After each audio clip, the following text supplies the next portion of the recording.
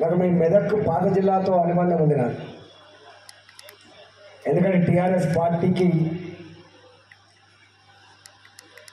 అనేక రకాల సహాయశాఖలు అందిస్తున్న సమయంలో ఆనాడు రాధాకృష్ణ దేశపాండే ఆ జిల్లా అధ్యక్షులు, వాళ్ళు నన్ను పార్టీకి పట్టుకపోయిన జిల్లా కాబట్టి ఇదే జిల్లాలో చిల్లర కారణాన్ని చూపి నన్ను బయటికి వెళ్ళగొట్టిన రోజు మే 2వ తారీఖు. నన్ను బయటికి వెళ్ళగొట్టిన రోజు మే 2వ తారీఖు.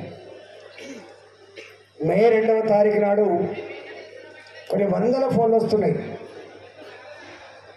మా నియోజకవర్గ ఫోన్లేమో, అన్న ఇట్లా చేసింది ఏందే కేసీఆర్, వాడుకొని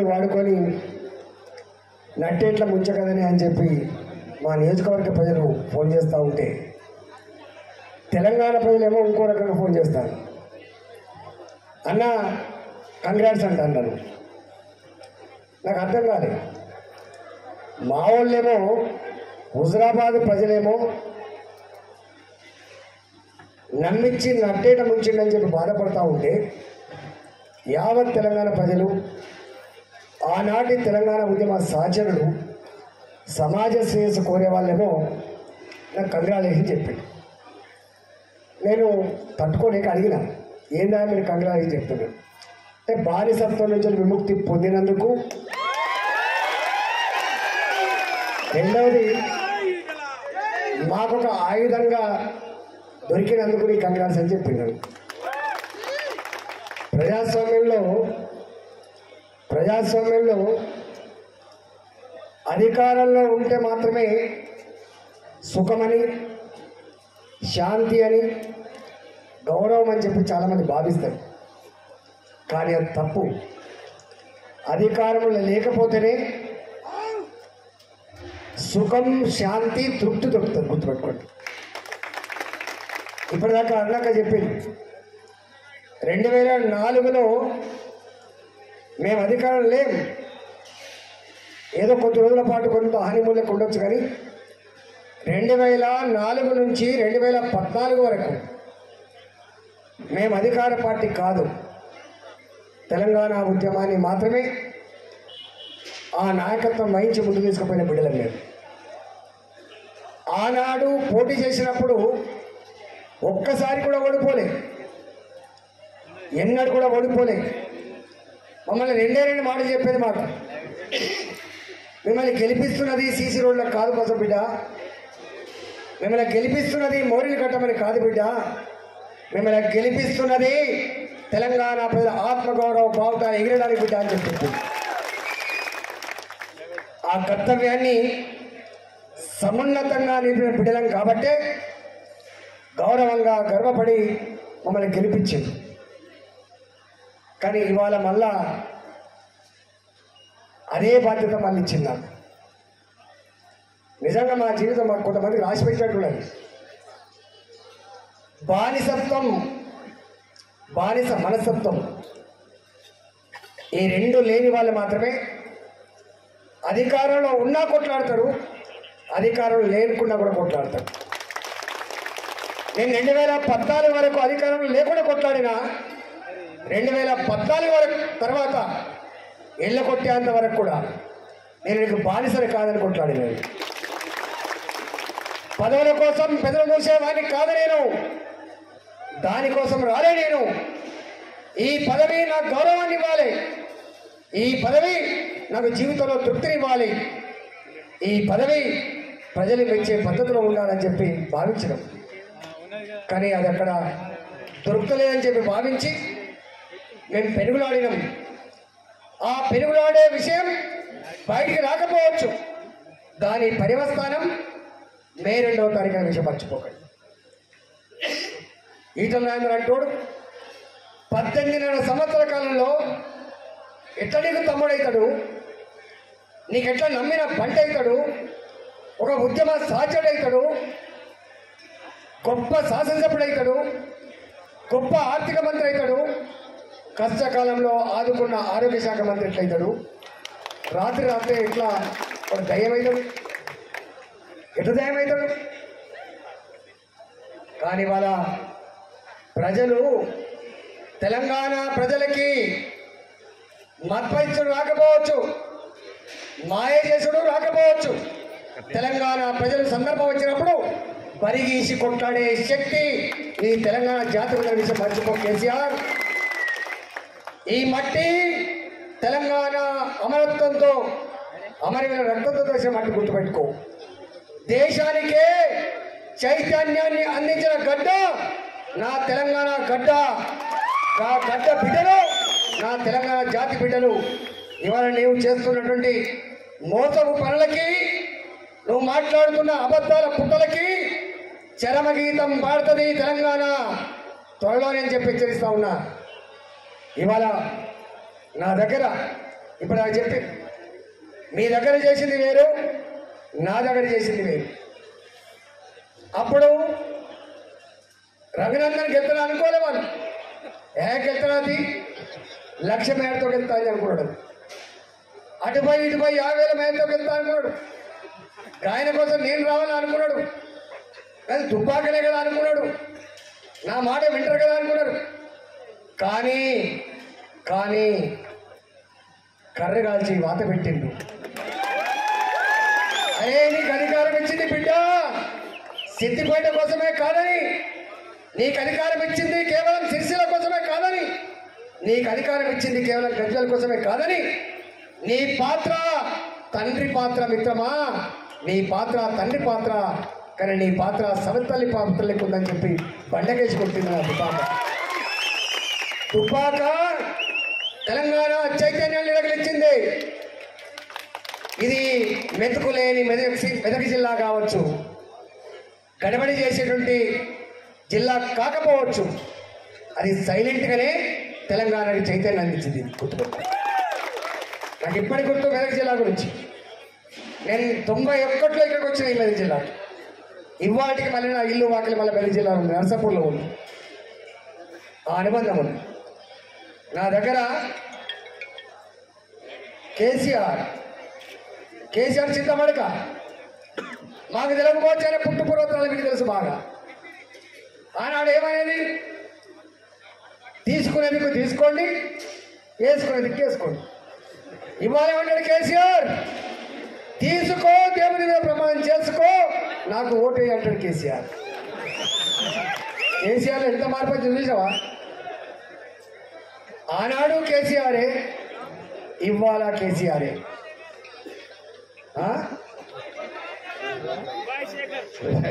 నేను అన్నది కాదు, నాకు సంస్కారం ఎక్కువ, ఆయనకు ఆ సంస్కారం లేదు. ఒక్కసారి తింటేనే తిన్న రేవుని కలిసే జాతి తెలంగాణ జాతి. నేను 18 సంవత్సరాలు అటుపక్క కూర్చున్నా ఇటుపక్క కూర్చున్నా, కానీ నాకేం చేసినా మీరు చూసి. ఆయనకు మానవ సంబంధాలు తెలియవు, మానవత్వం లేదు. మానవ సంబంధాలకే మరో అర్థాన్ని నేర్పిన వ్యక్తి కేసీఆర్. గుర్తుపెట్టుకో. ఆయనకు నీ లేదు నా లేదు, ఆయనకు ఒకటే ఉంటుంది, ఆయన ఒకటే ఆవ ఉంటుంది.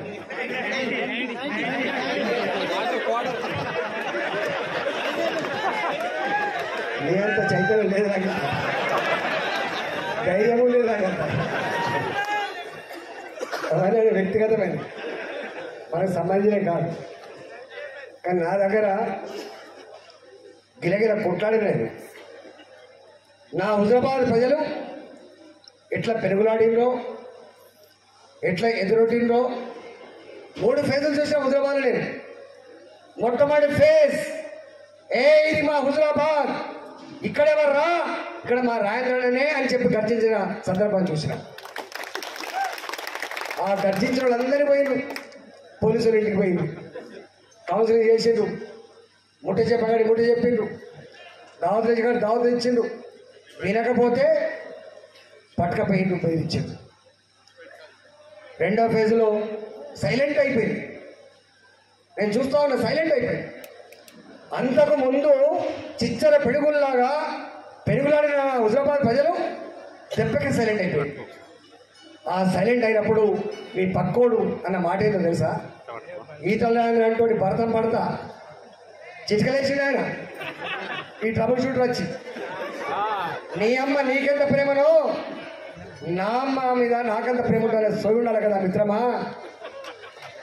నువ్వెట్లా గెలిచినావో నేను కూడా గట్టిగా గెలిచా కదా మిత్రమా. నువ్వెట్లా ఏడ్చినావో నేను కూడా గట్టిగా ఏడ్చా కదా మిత్రమా. కానీ నువ్వు బానిసావు, నేను దీనుండి. నువ్వు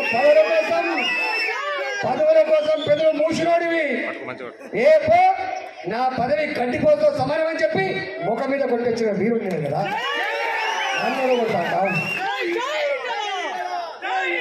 ఏమన్నా తెలుసా? మీరు కూడా వచ్చిన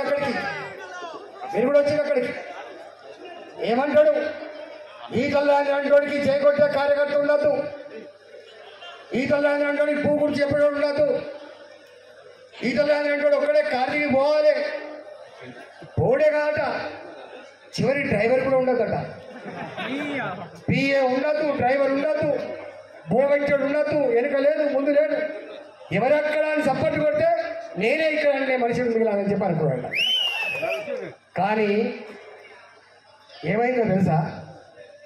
30వ తారీఖు పోలింగ్ నాడు చూసుకోవడం మా వాళ్ళు అంతగా ఎవడెవడు ఆ ఊళ్ళో అడ్డబెట్టిండో, ఎవడెవడు బెదిరించిండో, ఎవడెవడు దావతులు ఇచ్చిండో, ఎవడెవడు పైసలు పంచిండో భరతం పట్టింది కొడుకుని. నేను వాళ్ళు వేరే రూపాయలు అంటలేదు. కానీ సిద్దిపేట ఒకనాడు తెలంగాణకు అడ్డా అయితే గర్వపడ్డది. కానీ అదే సిద్దిపేట ఇవాళ కొడంగల్లుకు పోతుంది, అదే సిద్దిపేట ఇవాళ దుబ్బాకు వస్తుంది, అదే సిద్దిపేట ఇలా హుజరాబాద్కి వస్తుంది. మీరు చేసే పని ఏంటి మూర్ఖులారా? మీరు ఏం చేస్తున్నారు మూర్ఖులారా? మీరు చేసే పని బానిసత్వం పని అనే విషయం మీరు మర్చిపోకండి. వాళ్ళు బానిసత్వం మగ్గిపోతుంది. మీరు ప్రభుత్వ చూడాలంటారు. ఎక్కడ సమస్య వస్తే అక్కడ మీరు ఉంటారా?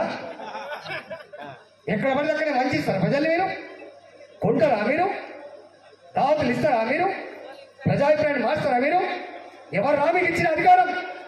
నా రాజ్యాంగం, నా బాబాసాహెబ్ అంబేద్కర్ మనిషికి ఏ పార్టీలైనా కొనసాగే హక్కుంది బిడ్డ. తెలంగాణ గడ్డ మీద కాదు, ఈ దేశంలో ఉన్న ప్రతి పౌరుడు, ఆయన కుస్తీ రోగి కావచ్చు, ఆయన 90 సంవత్సరాల ముసలైన కావచ్చు, ఆయన గుడిసెల్లో మగ్గటోడు కావచ్చు, 1000 కోట్ల బిల్లులో బతికేటోడు కావచ్చు, అందరికీ ఒకటే ఇచ్చిండు ఓటు హక్కు నా అంబేద్కర్. ఆత్మను ఆవిష్కరించి చేస్తారు, ఆత్మను ఆవిష్కరించి రగన్నకు ఓటేస్తారు, ఆత్మను ఆవిష్కరించి రాయంద్రానికి వచ్చేస్తారు. దానిలో మలిపే ప్రయత్నం చేస్తావా?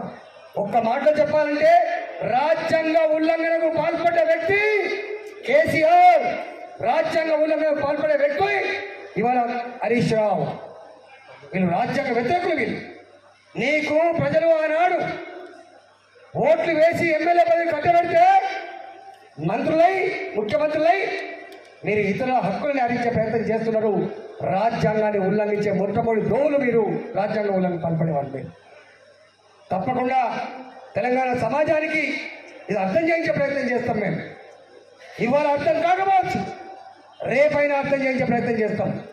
తెలంగాణ ఒకేసారి మాట్లాడకపోవచ్చు, తెలంగాణ ఒకేసారి ఎదిరించకపోవచ్చు, కానీ తెలంగాణ సందర్భం వచ్చినప్పుడు మాత్రం తన చైతన్యాన్ని చాటుకునే విశ్వాసం ఉన్నది. వాళ్ళు అనుకుంటారు ముగ్గురే ఉండాలని. ముగ్గురు కాదు, నేను ఒక 80 ఏళ్ళట.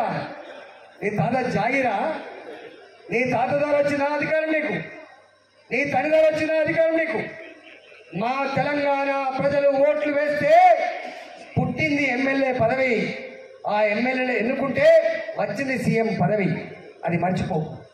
అది రాజ్యాంగం ఇచ్చినట్టు హక్కుని, మా ప్రజలు ఇచ్చినట్టు అధికారం. దాన్ని తాత జాగిర్లాగా భావించే ప్రయత్నం చేస్తున్నాం. నేను ముఖ్యమంత్రి ఒక మాట అన్నాడట, వారు ఇప్పుడు గుర్తు చేస్తారు. అయినా ప్రధానమంత్రి తాత జాగిరా? ఎస్, ఎవరి జాగీర్ కాదు ఇది, ప్రజల జాగీర్ బిడ్డ. ఇది ప్రజల జాగీర్. పన్నులు కడతారు మా వాళ్ళు రాష్ట్ర ప్రభుత్వానికి, పన్నులు కడతారు మా వాళ్ళు కేంద్ర ప్రభుత్వానికి. కేంద్ర ప్రభుత్వానికి డబ్బులు కట్టినా, రాష్ట్ర ప్రభుత్వానికి డబ్బులు కట్టినా ప్రజల క్షేమం కోసం, ప్రజల బాగు కోసం పైసలు ఖర్చు పెట్టాలి తప్ప అక్రమంగా సంపాదన కోసం పైసలు కాదు. కానీ మీరు చేస్తున్నది ఒక్క హుజురాబాద్ బై ఎలక్షన్లో 600 కోట్ల రూపాయలు ఖర్చు పెట్టిండు.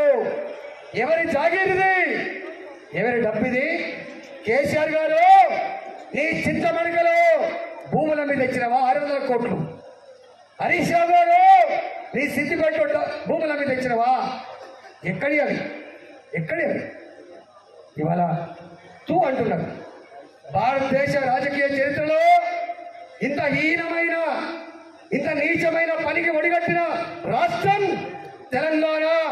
ఆ రాష్ట్రానికి ముఖ్యమంత్రి కేసీఆర్ అని చెప్పి రేపు చీకటి అధ్యాయాన్ని రాయబోతుంది తెలంగాణ.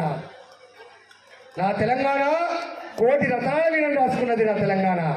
నా తెలంగాణ త్యాగం నిలయమని రాసుకున్న తెలంగాణ. నా తెలంగాణ పంట రాష్ట్రం నిలయమని రాసుకున్న తెలంగాణ. ఇవాళ నా తెలంగాణ ఏమి రాసుకుంటుంది? 600 కోట్ల రూపాయలు ఒక్క ఉద్యమాలు ఖర్చు పెట్టి ప్రజలను వంచే పనిచేసిన ముఖ్యమంత్రి కేసీఆర్ రాసుకునే పరిస్థితి. దానికోసమే నీకు అధికారం ఇచ్చింది. చెప్తే ఒడవదు. నేను మళ్ళీ చెప్పే ప్రయత్నం చేస్తా. కానీ ఒక్కటి మాత్రం సత్యం, ఆనాడు తెలంగాణ ఉద్యమంలో మేము పిడికడి మందిమే, కానీ పులిబిడ్డలా కొట్లాడినాం. ఇవాళ కూడా ముగ్గురమే కావచ్చు కాక. భారతీయ జనతా పార్టీ ఒకనాడు 2 పార్లమెంట్ సభ్యులు, ఇవాళ 303 ఈ దేశాన్ని పాలిస్తున్న పార్టీ. ఇవాళ భారతీయ జనతా పార్టీ ముగ్గురే ఎమ్మెల్యేలు కావచ్చు కాక. రేపు 2022 అయితే ఎన్నికలు, 2023 అయితే తెలియదు. ఎప్పుడు ఎన్నికలు వచ్చినా తెలంగాణ గడ్డ మీద ఎగిరే జెండా కాషాయ జెండా మాత్రమే. వికసించే పువ్వు కమలం పువ్వు మాత్రమే అనే విషయాన్ని మనం మర్చిపోకండి. ఇవాళ మేము ఎడ్డోళ్ళం కాదు, మేము నైపుణ్యం లేని వాళ్ళం కాదు, మేము అన్ని రకాల సత్తా సంతరించుకున్న పార్టీ భారతీయ జనతా పార్టీ. మీరు అనుకున్నట్టుగా మేమేదో మీరు చెప్తున్నట్టుగా లేము. మేము చాలా బ్రాడ్గా ఈ తెలంగాణ గడ్డ మీద ప్రతి పౌరుణ్ణి కూడా కల్పన ప్రయత్నం చేస్తాం. మా లక్ష్యం తెలంగాణ రాష్ట్రంలో జెండా ఎగిరేయడం. మా 2వ లక్ష్యం ఆకలి కేకలు లేని, ఆత్మహత్య లేని సుసంపన్నమైన రాష్ట్రం తేవడం మా 2వ ఎజెండా.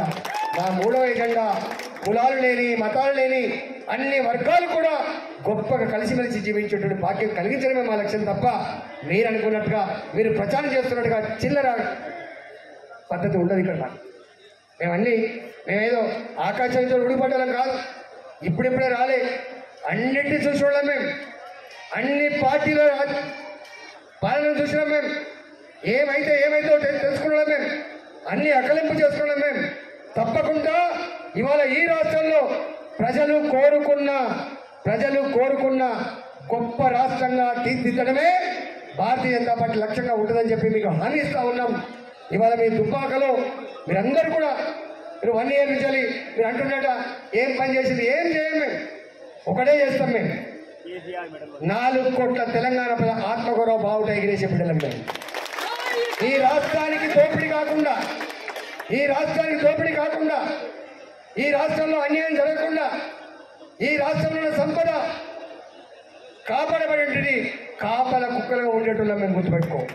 4 కోట్ల ప్రజానికానికి వేగు చుక్కల్లాగా, 4 కోట్ల ప్రజానికానికి కాపల కుక్కలాగా, 4 కోట్ల ప్రజానికానికి ఆత్మగౌరవ పాట ఎగిరేసే బిడ్డలాగా ఉంటుంది తప్ప, మీరు గర్వించే బిడ్డలాగా ఉంటుంది తప్ప మేమేదో మొరలు కట్టించే ఎమ్మెల్యేలాగానో సిమెంట్ రోడ్లు వేసే ఎమ్మెల్యేలాగా లేవు. నాకు తెలిసి దుబ్బాకలో 90% పనిచేసి ఉండొచ్చు. బై ఎలక్షన్ అప్పుడే నా దగ్గర 100% పని అయిపోయింది. నాకు మా వాళ్ళు ఒకటే అన్నారు, అన్నాగిరి పని అంతా అయిపోయింది, ఒకటే పని ఉంటుంది, తెలంగాణ మొత్తం తిరగాలి, ఇలా భర్తం పట్టాలి. ఇదే పని. తప్పకుండా అదే పని చేసే పనిలో ఉండలేను. ఎందుకంటే ఆర్థిక మంత్రిగా ఉన్నా కాబట్టి నేను ఆనాడే అనుకున్నా, నీరడి కడుతున్న మడి ఎండగొట్టుకోవద్దని, తెలివి వాళ్ళకి మాత్రమే ఉంటుందని అనుకోవద్దని. మాకు కూడా ఇంత తెలివి ఉంటుంది, మాకు కూడా ఇంత పని చేసుకోవాలని తాపన ఉంటుంది. కాబట్టి హుజరాబాద్లో ఏం జరిగిందో మీరంతా కూడా చూసింది. అక్కడ బ్రహ్మాండమైనటువంటి నియోజకవర్గం. ఇలా ఇది ఈ మొత్తం ఉమ్మడి ఆంధ్రప్రదేశ్ రాష్ట్రంలో ఈస్ట్ గోదావరి, వెస్ట్ గోదావరి కంటే కూడా గొప్పగా జీవించే ప్రాంతం నా హుజరాబాద్లో అన్ని సమస్యలు పరిష్కారమైనవి. ఒకటే ఒక సమస్య ఉంది, వీళ్ళ పీడ అంతంగా ఇటువంటి నా బాధ్యత నాకు అప్పచెప్పిండు. తప్పకుండా కర్తవ్యం నెరవేర్స్తా అని చెప్పి మనం చేస్తూ ఈ సంవత్సర కాలంగా మీ రఘునందన్ రావు గారు మీరు ఆశించే స్థాయిలో మీరు గర్వపడి బిడ్డలాగా పనిచేస్తున్నందుకు నేను కూడా అభినందిస్తూ సెలవు తీసుకున్నా. జై తెలంగాణ, జై. హాయ్ ఫ్రెండ్స్, మా టుడే టుమారో యూట్యూబ్ ఛానల్ చూస్తున్నందుకు చాలా థ్యాంక్స్. మరిన్ని లేటెస్ట్ వీడియోస్ కోసం వెంటనే సబ్స్క్రైబ్ చేయండి. అలాగే ఈ బెల్ ని కూడా రింగ్ చేసేయండి. మా నోటిఫికేషన్స్ అన్ని మీ మొబైల్లో వస్తాయి. అలాగే మా వీడియోస్ మీకు నచ్చితే లైక్ చేయండి, షేర్ చేయండి, నచ్చకపోతే కామెంట్ చేయండి.